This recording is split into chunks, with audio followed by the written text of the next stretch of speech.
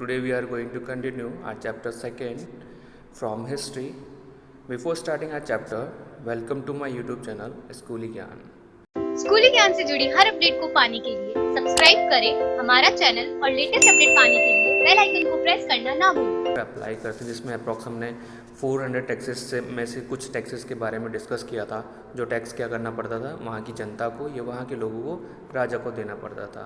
अब आगे हम लोग कंटिन्यू करेंगे या फिर हम लोग नेक्स्ट जो टॉपिक लेंगे वो है प्रशस्ति और लैंड ग्रांटेड। ठीक है, प्रशस्ति की और लैंड ग्रांटेड की बात करें तो मतलब प्रशस्ति एक हमारे पास वो सोर्स है या वो स्रोत है जिसके थ्रू हम लोग क्या कर सकते हैं, हिस्ट्री के बारे में या पर्टिकुलर किसी राजा के या किंग के बारे में इंफॉर्मेशन हम लोग ऑब्टेन कर सकते हैं, वहाँ से ले सकते हैं। ठीक है, और लैंड ग्रांटेड मतलब जो ज़मीन वगैरह उनको दी जाती थी, जैसे फॉर एग्जांपल जिनके पास ज़मीन नहीं होती थी या ऐसे किसान या ऐसे फार्मर जो लैंडलेस हुआ करते थे, जिनके पास ज़मीन नहीं हुआ करती थी। ठीक है, तो मतलब इन शॉर्ट में हम बात करें तो आज हम डिस्कस करेंगे प्रशस्ति और लैंड ग्रांटेड के बारे में। तो देखते हैं, प्रशस्ति content details that may not be literally true. मतलब अगर हम प्रशस्ति की बात करें जो कि राजा के थ्रू लिखी जाती थी या बोलते थे उनके थ्रू लिखवाई जाती थी, तो अगर कहीं कहीं हम लोग अगर उसके बारे में डिस्कस करें तो कई जगह सही भी नहीं होती। मतलब कहने मीन्स ये हमारे को सही हिस्ट्री बताए, it's a not a complete बोल 100%। मतलब हम लोग 100% नहीं बोल सकते कि ये चीज़ सही होगी या नहीं होगी, but they tell us how the ruler wanted to depict themselves। लेकिन ये हमें बताते हैं, क्या प्रशस्ति बताते हैं कि कैसे कोई राजा या कोई किंग खुद को कैसे रिप्रेजेंट करना चाहता था या किस तरीके से खुद को दर्शाना चाहता था। ठीक है, मतलब शो करना चाहता था। जैसे इसमें दे रखा है as the violent victorious warrior. For examples, अब जैसे फॉर एग्जांपल मान लो खुद को बहुत ज़्यादा कैसा दिखाना चाह रहा हो, जो पर्टिकुलर बहुत ज़्यादा शूरवीर होता है, मतलब जो हमेशा लड़ाई करता रहता है, उस तरीके से दिखाना चाहता है, या पर्टिकुलर एक योद्धा के रूप में जो क्या हमेशा जिसको विक्ट्री मिलती है, मतलब जो हमेशा जीतता रहता है उस रूप में। मतलब कहने मीन्स जैसा राजा हमारे को दिखाना चाहेगा या जैसा शो करना चाहेगा हम लोग उसको वैसा ही मानेंगे। तो इसलिए प्रशस्ति को क्या माना गया है, कंप्लीटली ट्रू नहीं माना गया है। फिर आगे बोला गया these were compose by the learn Brahmans. ठीक है, मतलब ये जो पर्टिकुलर प्रशस्ति लिखे जाते थे ब्राह्मण्स के थ्रू लिखे जाते थे या ब्राह्मण लिखते थे। और इसके आगे क्या बोला गया, who occasionally help in the administration, जो कि अधिकतर या बात करें मोस्टली हमारे को किस में हेल्प करते थे, उस टाइम के जो एडमिनिस्ट्रेशन हुआ करता था या पर्टिकुलर उस टाइम पे जो प्रशासन हुआ करता था उसमें हेल्प किया करते थे। आगे दिया गया द अचीवमेंट्स ऑफ नागभट्ट। ठीक है, नागभट्ट इज हम बोल सकते हैं डायनेस्टी या पर्टिकुलर किंग हुआ करता है, तो उसके लिए हम लोग डिस्कस करेंगे। तो यहाँ बोला गया many rulers describe their achievements in the prashasti. मतलब बहुत सारे रूलर्स हुए हैं, जिसमें नागभट्ट भी एक रूलर है, या हम बोल सकते हैं कि अलग अलग राजा हुआ करते थे। उन सब लोगों ने अपने बारे में प्रशस्ति या बोल सकते हैं कुछ पर्टिकुलर लिखवाया है। ठीक है, और वो जो डिस्क्राइब किए गए वो उनके अचीवमेंट्स होते हैं। ठीक है, मतलब उनके थ्रू जो लिए गए हैं या उन्होंने जो काम किया है वो सारे वो क्या करते हैं, पर्टिकुलर किसी ऑब्जेक्ट पे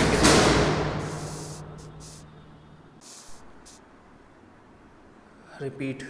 आगे देखते हैं the achievements of Nagabhata. Nagabhata जो है उसके अचीवमेंट्स के बारे में देखते हैं। मतलब क्या होता था कि पहले राजा वगैरह अपने जो अचीवमेंट्स थे वो किसी पर्टिकुलर ऑब्जेक्ट पे किसी चीज़ के ऊपर लिखवा देते थे या उसको लाइक इंस्क्रिप्ट करवा देते थे, ताकि क्या हो कि लाइक आने वाले टाइम पे जो न्यू जनरेशन उनको पता रहे किस राजा ने क्या काम करवाया था। इसी के बेसिस पे दिया हुआ है many ruler describe the achievements in the prashasti. मतलब अगर हम लोग बात करें बहुत सारे रूलर्स थे जिन्होंने अपने अचीवमेंट्स के बारे में या अपने पर्टिकुलर जो उपलब्धियाँ थी उनके बारे में कहाँ बताया है, प्रशस्ति के अंदर बताया गया है। जैसे दिया हुआ है यू रीड अबाउट द प्रशस्ति ऑफ द गुप्त रूलर समुद्रगुप्त लास्ट ईयर। मतलब अगर हम लोग बात करें समुद्रगुप्त के बारे में जो कि गुप्त डायनेस्टी से बिलोंग करता था, उसने भी कुछ प्रशस्ति वगैरह लिखवाई है जो कि पर्टिकुलर लास्ट रूलर रहा था, या हम बोल सकते हैं लास्ट पर्टिकुलर गुप्त पीरियड से बिलोंग करता था। फिर आगे बोला है one prashasti written in the Sanskrit and the found in the Gwalior, जो कि मध्य प्रदेश में पड़ता है। तो मतलब एक प्रशस्ति जो कि संस्कृत के अंदर लिखा गया था वो पाया गया या बोल सकते हैं मिला था कहाँ पे, ग्वालियर के अंदर, जो पर्टिकुलर मध्य प्रदेश से बिलोंग करता है।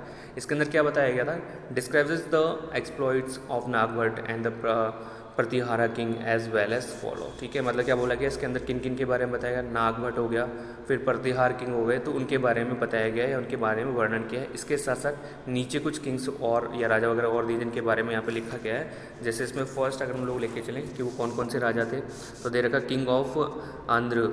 ठीक है, जो आंध्र का जो किंग थे। फिर सेंधव या सिंध जो किंग हुआ करता था। फिर दे रखा है आपके पर्टिकुलर विदर्भ जो कि लाइक महाराष्ट्र में भी लोकेटेड है, वहाँ के किंग। इसके अलावा कलिंग या कलिंगा बोल सकते हैं हम लोग, जो कि ओडिशा के किंग हुआ करते थे। ये सारे इनके बारे में क्यों बताया गया है या क्यों डिस्क्राइब किया गया है? Because fell before him even as he was prince. ठीक है, मतलब जब वो राजकुमार थे या बोल सकते हैं पर्टिकुलर प्रिंस थे, उसी टाइम पे ये लोग क्या हो चुके थे? फेल हो चुके थे। फेल से मतलब लाइक पर्टिकुलर हार चुके थे, या इन्होंने अपनी पराजय इनको मिल चुकी थी, पराजय हो गए थे, हार गए थे। ठीक है, फिर आगे दिया गया he won a victory over the Chakra Yuddha. ठीक है, इसके साथ साथ क्या बोला गया है कि उन्होंने विक्ट्री या चक्र युद्ध पर्टिकुलर जो बोल सकते हैं कन्नौज का जो रूलर है उसके ऊपर भी उसने विजय प्राप्त करी। फिर आगे क्या दिया गया है? He defeated the king of the Vanga. ठीक है, वंग एक जो पर्टिकुलर जगह का नाम है, वेस्ट बंगाल के अंदर पड़ता है, उसी को, उस राजा को भी हराया था। या वंग जो है पर्टिकुलर जो किंग है उसको हरा के इन्होंने विक्ट्री प्राप्त की थी या विक्ट्री उनको मिली थी। अब यह सब हम लोग किसके बारे में डिस्कस कर रहे हैं? ऑलमोस्ट समुद्रगुप्त के बारे में या गुप्त डायनेस्टी से रिलेटेड। फिर नेक्स्ट चीज़ क्या दी गई है आपके पर्टिकुलर अंत्र। ठीक है, जो कि कहाँ? गुजरात के अंदर है। तो ये वो सारी विक्ट्रीज़ हैं या सारी अचीवमेंट्स हैं जो गुप्त डायनेस्टी के थ्रू या गुप्त डायनेस्टी के टाइम हुई थी, और इन्होंने इसके बारे में प्रशस्ति में लिखवाया है, ये इनके अचीवमेंट्स हैं। ठीक है, जो कि आपके हम लोग बात करें तो नागभट्ट वगैरह जो है उस टाइम की ही बात कर रहे हैं हम लोग। आगे नेक्स्ट चीज़ क्या दी है हमारे को सेम इसमें कि मालवा जो कि कहाँ पड़ता है? मध्य प्रदेश के अंदर, उसको भी हराया था। फिर दे रखा है आपके किरात जो कि फॉरेस्ट पीपल या फिर बोल सकते हैं पर्टिकुलर जंगल में रहने वाले लोग हैं या उस तरह के जो अर्ली मेंस होते हैं उनके बारे में बताया गया। तो इन लोगों को हरा के क्या किया था? इन लोगों को लाइक इनके ऊपर विक्ट्री या इनको हरा के अपना किंगडम स्टैब्लिश किया था। फिर आगे दिया आपके नेक्स्ट जो चीज़ है तुरुस्क, जो कि टर्क हुआ करते थे पर्टिकुलर हम लोग बोलते हैं, जैसे मुगल हुआ या फिर हम लोग बोल सकते हैं टर्क। तो ये टर्क भी उस तरीके से हुआ करते थे। फिर आगे बोला वत्स्य, तो वत्स्य, मत्स्य, ये सारे किंगडम हैं नॉर्थ इंडिया में, ये नॉर्थ इंडिया का जो पार्ट है उसमें पहले स्टैब्लिश थे ये राजा महाराजा वगैरह, और इसी के बेसिस पे बात करें तो यहाँ पे राजा महाराजा वगैरह रहा करते थे या खुद को स्टैब्लिश किया था। लेकिन इन सबको हरा दिया था नागभट्ट ने या नागभट्ट के अचीवमेंट से, और उसी के भी यहाँ पे हम लोग बात करेंगे। ये सारा कहाँ हमको देखने को मिलता है? जो उनके थ्रू लिखाए गए प्रशस्ति हैं या उनके थ्रू लिखाए गए ऑब्जेक्ट्स हैं उनके अंदर। ठीक है, फिर नेक्स्ट देखते हैं हम लोग इसके आगे कंटिन्यू। इसी में आगे दिया हुआ है king often rewarded the Brahmans by grants of land. मतलब क्या होता था? राजा जब खुश होते थे या राजा को कभी ब्राह्मण्स वगैरह को कुछ देना होता था तो क्या करते थे? उनको ज़मीन दिया करते थे। ठीक है, मतलब ऐसे प्रॉपर्टी के बेसिस पे मान लो या एज ए खेती बाड़ी के हिसाब से मान लो, मतलब लाइक फार्मिंग के हिसाब से, लेकिन उनको ज़मीन दिया करते थे। अब क्या दिया नेक्स्ट आगे? These were recorded on copper plates. मतलब ये जो रिकॉर्ड है, मतलब जैसे फॉर एग्जांपल के लिए किसी राजा ने किसी ब्राह्मण को ज़मीन दे दी तो इस पूरी चीज़ को या पूरी इंसिडेंट को एक कॉपर प्लेट के ऊपर लिखा जाता था। क्यों लिखा जाता था? वो आगे दिया हुआ है, which were given to those who receive the land. ठीक है, मतलब इसमें क्या लिखा गया है? किसने दिया और कौन रिसीव कर रहा है। ये दोनों चीज़ें उस पर्टिकुलर जो तांबे की प्लेट हुआ करती थी या तो बोल सकते हैं कॉपर प्लेट हुआ करती थी उसके ऊपर लिखा जाता था। अब आपके सामने जो फोटो दिख रही है ये उसी कॉपर प्लेट्स का बोलते हैं एग्जाम्पल्स हैं या कॉपर प्लेट्स हैं जिसके ऊपर राजा महाराजा अपना लिखवाते थे कि लाइक किसको उसने ज़मीन दी और किसने ज़मीन ली या किसको ग्रांट किया गया। फिर नेक्स्ट देखते हैं इसी के आगे कंटिन्यू। अब इसी में आगे दिया गया what was given with the land. मतलब जैसे कि हमने डिस्कस किया कि ब्राह्मण्स को लैंड या ज़मीन वगैरह दी जाती थी, तो वैसे ही और कौन कौन सी चीज़ें थी जो पर्टिकुलर राजा वगैरह दिया करते थे किसी को भी, क्या किस फॉर्म में दिया करते थे, वो सब डिस्कस करेंगे। तो यहाँ पे दिया this part of the Tamil section of the land grant given by the Cholas. मतलब ये जो हम डिस्कस करेंगे या जिसके बारे में हम लोग देखेंगे तो ये तमिल सेक्शन या तमिल से लिया गया है, और पर्टिकुलर इसके अंदर क्या दिया गया है कि जो लैंड ग्रांट किए गए थे या जो ज़मीन दी गई थी किसके थ्रू, चोलास के थ्रू, उसके बारे में हम लोग इसके बारे में डिटेल से पढ़ेंगे।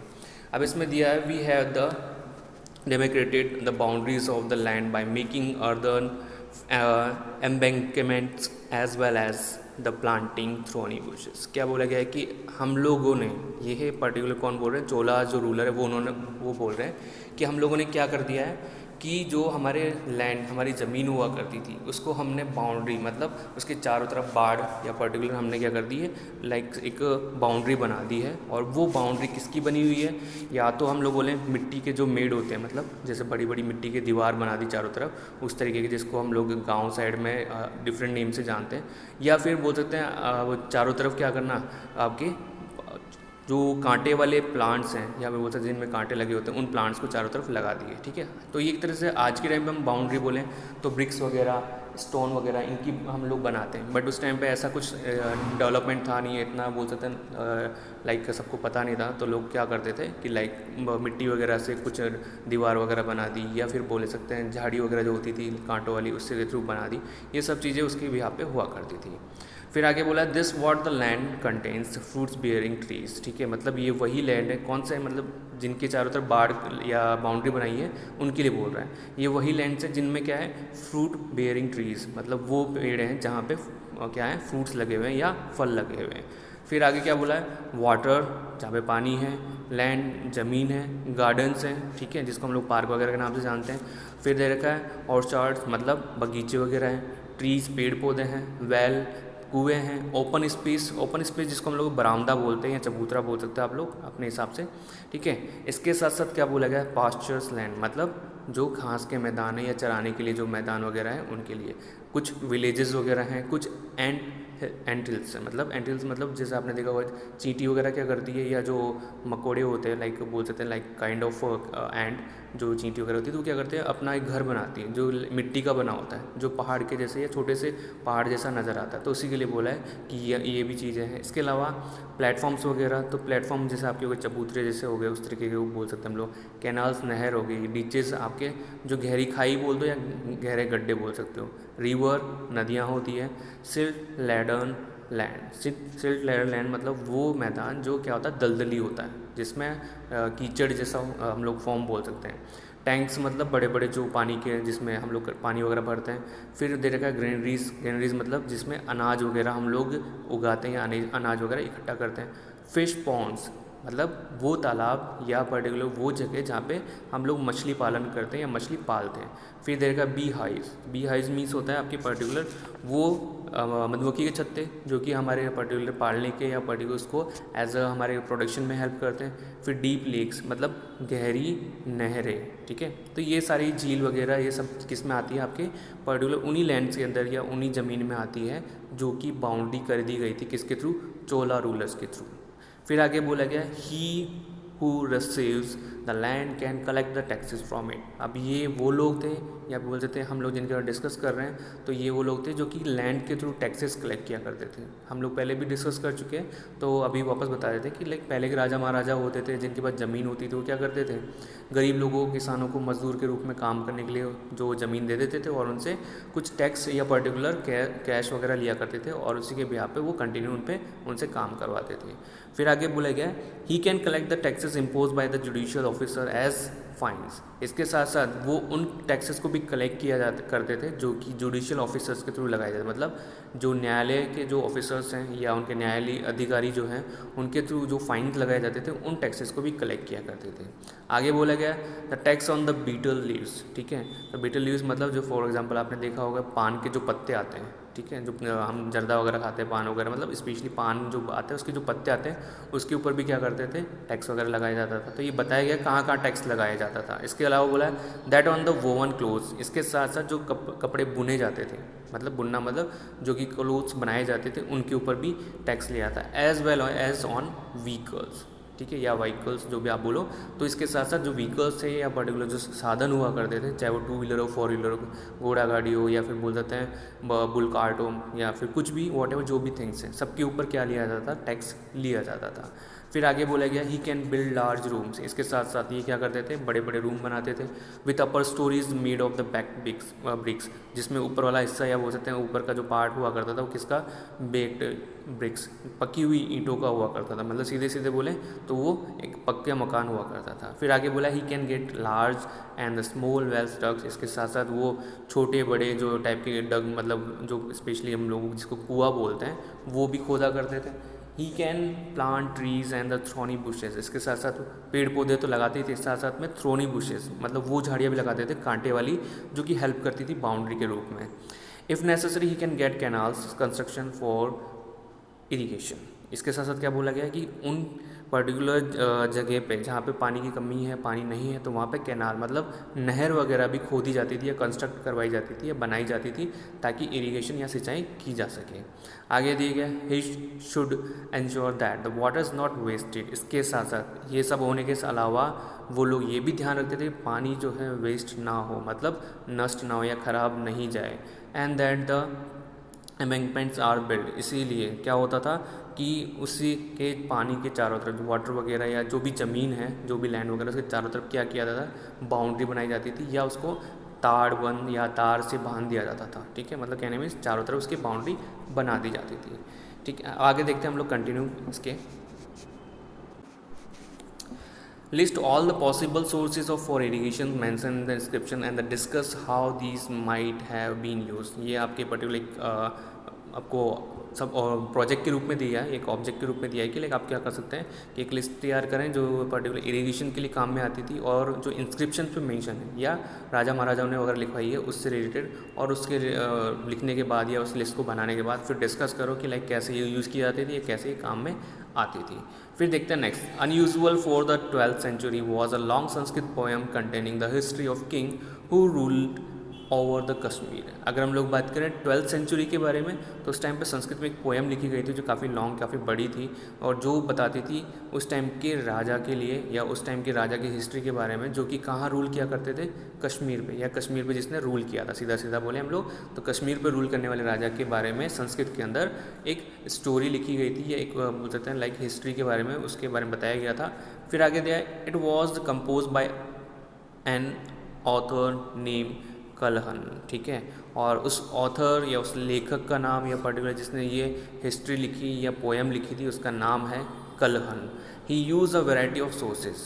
अब क्या होता था उसके पास तरह तरह के सोर्सेज थे या तरह तरह की चीज़ें थी जिससे वो क्या करता था हिस्ट्री के बारे में या उसके इतिहास के बारे में जानकारी या उसके बारे में लिखता था। जैसे दे रखा है इंक्लूडिंग इंस्क्रिप्शन, जो हम लोग डिस्कस कर चुके हैं। इंस्क्रिप्शन मतलब जो हम लोग स्टोन्स के ऊपर कुछ छपवाते हैं या उकेरते हैं उससे बोलते हैं इंस्क्रिप्शंस वगैरह। डॉक्यूमेंट सब लोग जानते ही हैं नॉर्मल। फिर आई विटनेसेस का मतलब हम लोग वो लेके चलें तो इसका मीन्स होता है प्रत्यक्षदर्शी। तो इसका अगर हम लोग सिंपल में बात करें तो आई विटनेसेस जिन्होंने खुद ने देखा है, ठीक है, या फिर जो खुद देखे हुए हैं उनके थ्रू ये सोर्स काम में लेता था। इसके अलावा बोला earlier histories to write his account, और पहले की जो हिस्टोरीज मतलब जो भी हिस्ट्री वगैरह से रिलेटेड जो भी पोएम या पर्टिकुलर जो भी ऑब्जेक्ट होते थे, सोर्सेज होते थे जो कि जिसके थ्रू हिस्ट्री के बारे में पता किया जा सकता है या पता लगता है, उन सब चीज़ों को ये यूज़ किया करता था। अब इसमें दिया हुआ है unlike the writers of prashasti he was often critical about the rulers and their policies. इसके साथ साथ राइटर्स जो थे, लेखक जो हुआ करते थे जिन्होंने प्रशस्ति लिखी थी, वो लोग भी क्या करते थे रूलर और उनकी पॉलिसीज़ के बारे में बताया करते थे या उसके बारे में डिटेल से लिखा करते थे, या सीधे सीधे बोले हम लोग उनके बारे में आलोचनाएं वगैरह किया करते थे, ताकि क्या हो हमारे को पता लग सके कि उस टाइम पे कैसी हिस्ट्री हुआ करती थी, किस टाइप की हुआ करती थी, कौन से राजा थे, क्या काम किया था, क्या उनके अचीवमेंट्स वगैरह थे, ये सब चीज़ें जो है बताया करते थे।